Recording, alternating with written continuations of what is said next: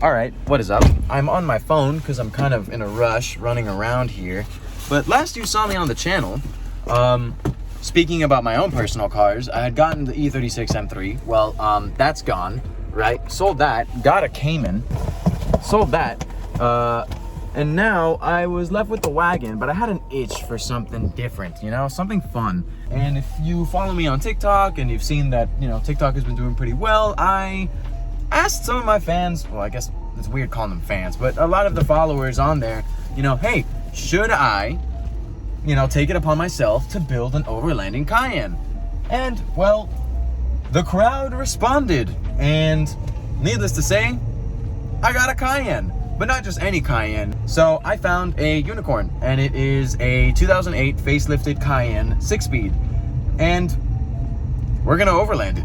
So let's go check it out. It's being unloaded right now at ASG, and I'm so excited. I can't wait. Here she is, my new to me facelifted Cayenne manual. This is the hoopty of hoopties. I am so excited for this because look at this. The plan is to build a Trans-Siberia Tribute. We got that little thing to take care of there in the interior and the headliner. But besides that, it's got fresh clutch, Apple CarPlay with touchscreen and backup camera that works when you put this car into reverse.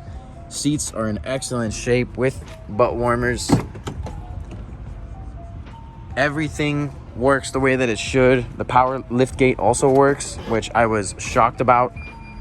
It's got some dings and stuff, but again, we're taking this overlanding, so does that really matter? Not really. And of course, the plan is, with the help of Eurowise, we're gonna add a 3-inch lift, some nice beefy tires, get rid of all that stuff on the bottom, cut the bumper, put some bash bars in it, skid plates, and see what this thing can do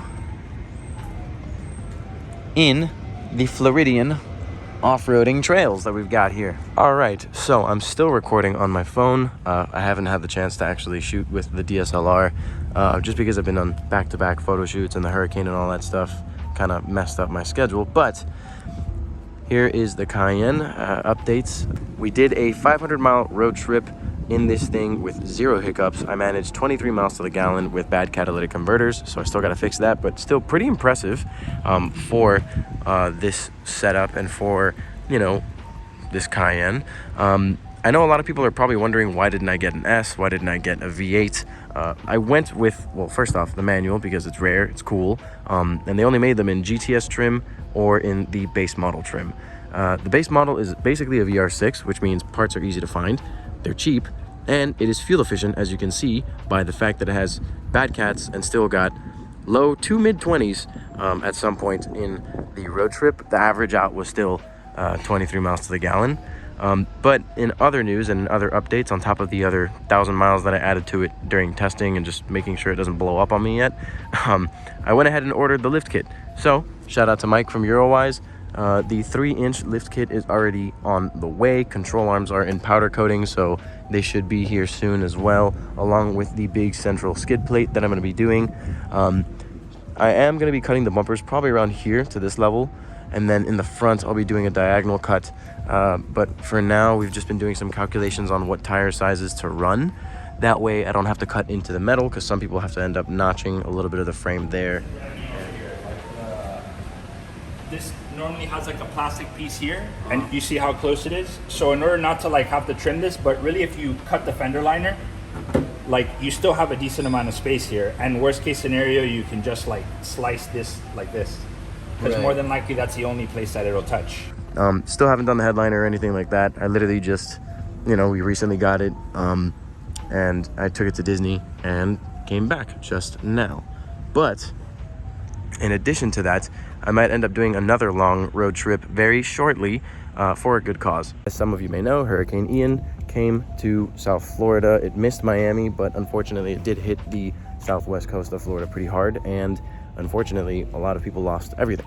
Because of that, we are going to be doing a drive from here to Naples to the west coast on Sunday, and we are going to be collecting food, non-perishables, pretty much anything that you would like to donate to go ahead and help those people in need in the west coast of Florida. We're going to be accepting them at Beat Culture Brewery here in Miami.